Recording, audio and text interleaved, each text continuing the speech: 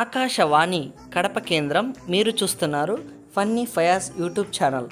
ఈరోజు సాయంత్రం భారీ నుంచి అతి భారీ వర్షం పడడం వల్ల వాతావరణం అంతా తడిగా పొడిగా విపరీతమైన చల్లగా ఉండడం వల్ల ఇలాంటి సమయాల్లో మనం దోశలు కానీ కారం దోశలు కానీ ఎగ్గు దోశలు కానీ తింటే మనసుకి ఎంతో ఆహ్లాదకరంగా ఉంటుంది.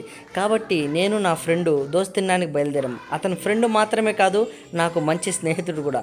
దోశ ఎక్కడ బాగుంటుందిరా అని వాడిని అడిగితే మన ఎస్ఆర్ థియేటర్ దగ్గర మాషాల్లా కారం దోశ అని బాగుంటుందన్నాడు. అదిగో ఇదే ఆ దోశ పాయింట్.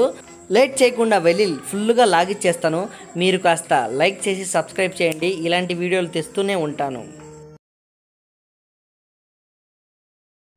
దోశ చూసుకున్నట్టయితే మందంగా అందంగా ఎర్రగా చూడ్డానికి చాలా అద్భుతంగా ఉంది.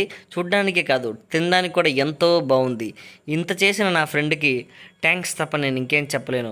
ఓకే మామ, బిల్లు కట్టే మనం బయలుదేరదాం. దోశ మటుకు సూపర్ అదిరిపోయింది.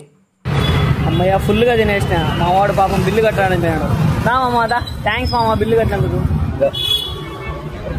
అది నా పర్సు. ఆకాశవాణి కడప కేంద్రం మీరు చూస్తున్నారు ఫన్నీ ఫయాజ్ యూట్యూబ్ ఛానల్.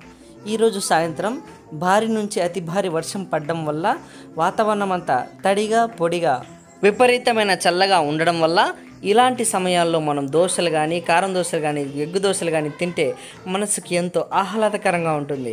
కాబట్టి నేను నా ఫ్రెండు దోశ తినడానికి బయలుదేరాం. అతని ఫ్రెండ్ మాత్రమే కాదు, నాకు మంచి స్నేహితుడు కూడా. దోశ ఎక్కడ బాగుంటుందిరా అని వాడిని అడిగితే మన ఎస్ఆర్ థియేటర్ దగ్గర మాషాల్లా కారం దోశ అని బాగుంటుందన్నాడు. అదిగో ఇదే ఆ దోశ పాయింట్.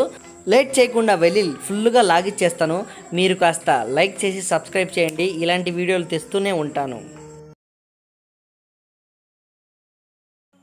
దోశ చూసుకున్నట్టయితే మందంగా అందంగా ఎర్రగా చూడ్డానికి చాలా అద్భుతంగా ఉంది. చూడ్డానికే కాదు తినడానికి కూడా ఎంతో బాగుంది. ఇంత చేసిన నా ఫ్రెండ్కి థ్యాంక్స్ తప్ప నేను ఇంకేం చెప్పలేను. ఓకే మామ, బిల్లు కట్టే మనం బయలుదేరదాం. దోశ మటుకు సూపర్ అదిరిపోయింది. అమ్మయ్య ఫుల్గా తినేసిన. మా వాడు పాపం బిల్లు కట్టాలని పోయాడు.